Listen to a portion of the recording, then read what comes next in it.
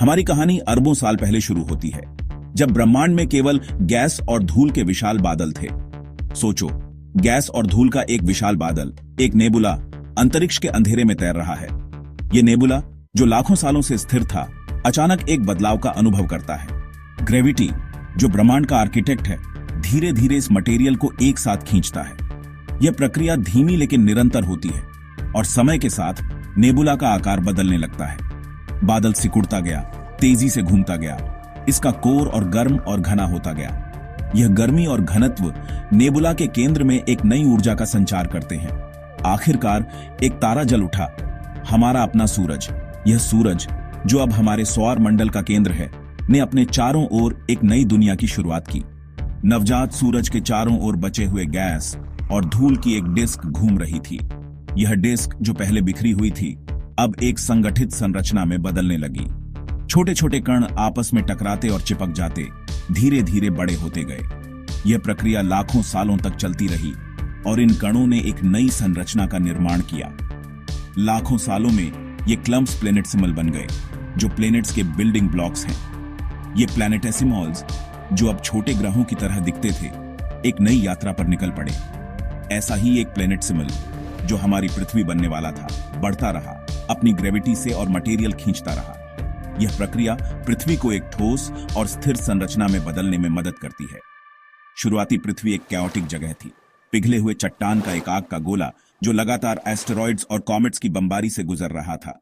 यह बमबारी पृथ्वी की सतह को लगातार बदलती रही।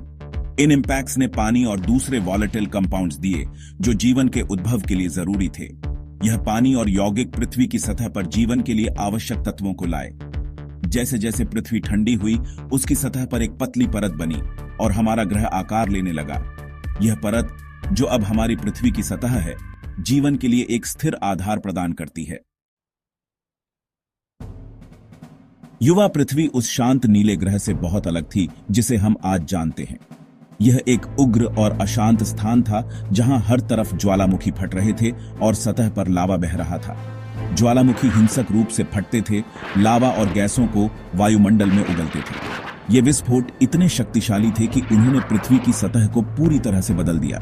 हवा कार्बन डाइऑक्साइड, मीथेन और अन्य नॉक्शियस गैसों से भरी हुई थी, जिससे जीवन, जैसा कि हम जानते हैं, जीवित रहना असंभव था। यह वातावरण इतना विषैला था कि किसी भी जीवित प्राणी के लिए यहां रहना मुश्किल था। फिर भी इस केओस के बीच कुछ रिमार्केबल हो रहा था। पृथ्वी की सतह पर हो रहे इन बदलावों ने जीवन के लिए आवश्यक तत्वों को जन्म दिया। ज्वालामुखी विस्फोट और बर्फीले कॉमेट्स द्वारा दिया गया जल वाष्प वायुमंडल में जमा होने लगा। ये जल वाष्प धीरे धीरे पृथ्वी के वातावरण को बदलने लगा। जैसे जैसे पृथ्वी और ठंडी हुई, यह वाष्प संघनित हो गया, जिससे मूसलाधार बारिश हुई जो सहस्राब्दियों तक चली। इन बारिशों ने पृथ्वी की सतह को तरल पानी से भर दिया। इन बारिशों ने पहले महासागरों को भरा, पानी के विशाल बॉडीज, जो जीवन का क्रेडल बनेंगे।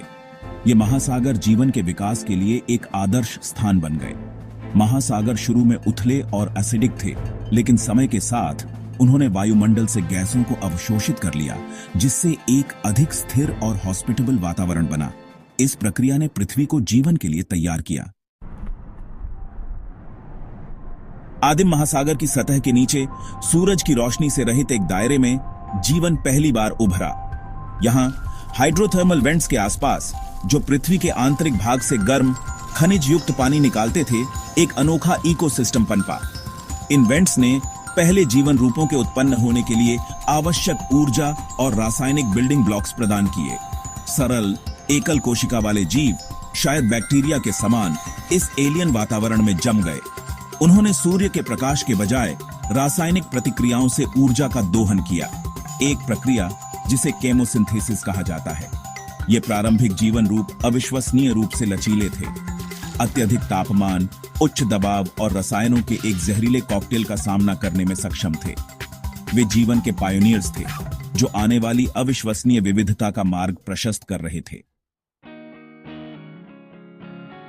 अरबों सालों तक पृथ्वी पर जीवन महासागरों तक ही सीमित था, जिसमें मुख्य रूप से एकल कोशिका वाले जीव शामिल थे।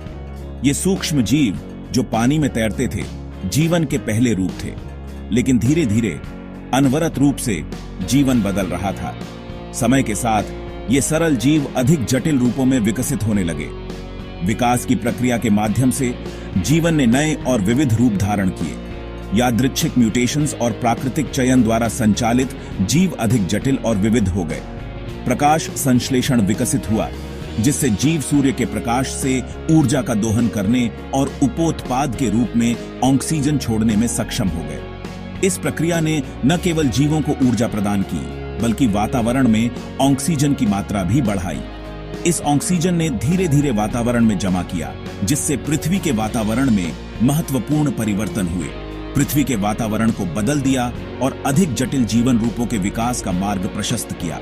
बहुकोशिकीय जीव उत्पन्न हुए, जिनकी कोशिकाएं ऊतकों, अंगों और अंततः जटिल निकायों को बनाने के लिए मिलकर काम कर रही थीं।